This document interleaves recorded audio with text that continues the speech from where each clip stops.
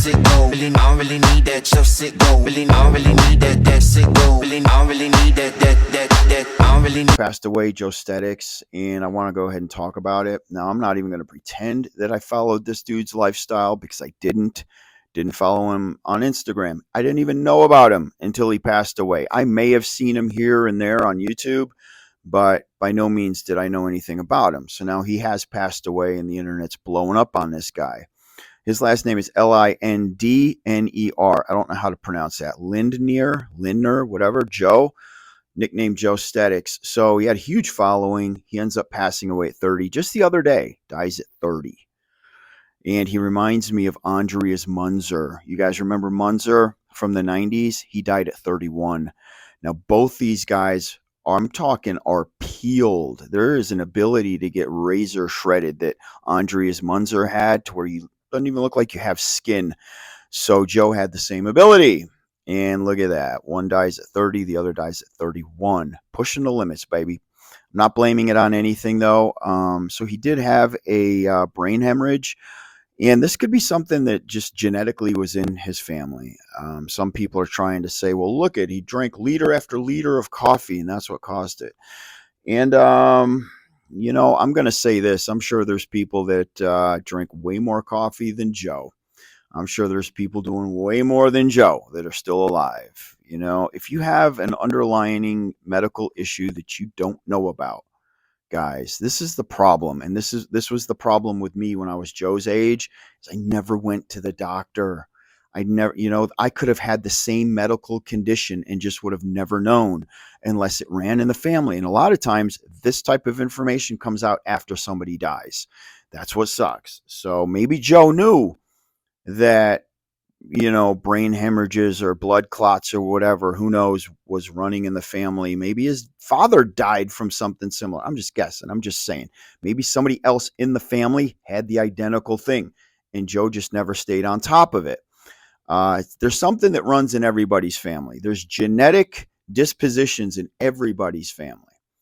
To go ahead and pin this on caffeine is the most ridiculous shit I'm hearing on the internet. So if you guys are following all these other, you know, YouTubers and all these other influencers, they're all saying the same shit now. It's like they're all regurgitating the same shit, that he drank too much coffee. Guys, fuck, man. I'm maybe 5-6 energy drinks a fucking day, 3 ephedrine. I'm 51 fucking years old. I'm still alive. There's guys doing way more than what Joe was doing, and they're still alive.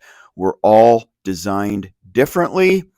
And we all have something that's chasing us right now that's going to end up fucking killing us. And the message should be that if you are bodybuilding and you do reach 25, 28, 30 years old, you should start going to the doctor if you're taking all the drugs that these bodybuilders are taking. I was taking them and I wasn't going to the doctor. I got lucky.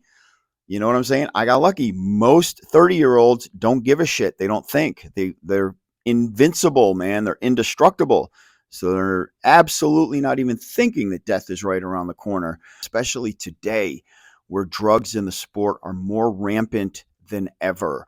And I am by no means going to blame this on anabolic steroids, not blaming this on caffeine, not blaming this on anything other than Joe had a medical condition that he didn't freaking know about, just like Mike Matarazzo. Same freaking thing. The one bodybuilder that did literally kill himself in the 90s was ANDREAS MUNZER. His organs were disintegrating because he never came off gear. He was always on shit. So when they finally pulled his liver out, they said it crumbled. There was powder.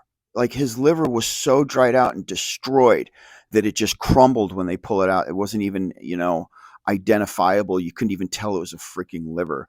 So he definitely, ANDREAS MUNZER, killed himself.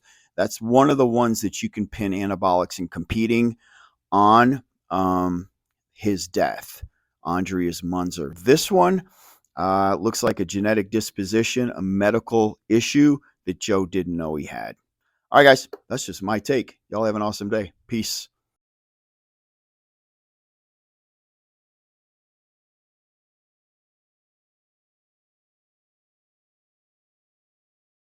I don't really need that sick go. Really, I don't really need that just sick go. Really, I don't really need that sick go. Really, I don't really need that really need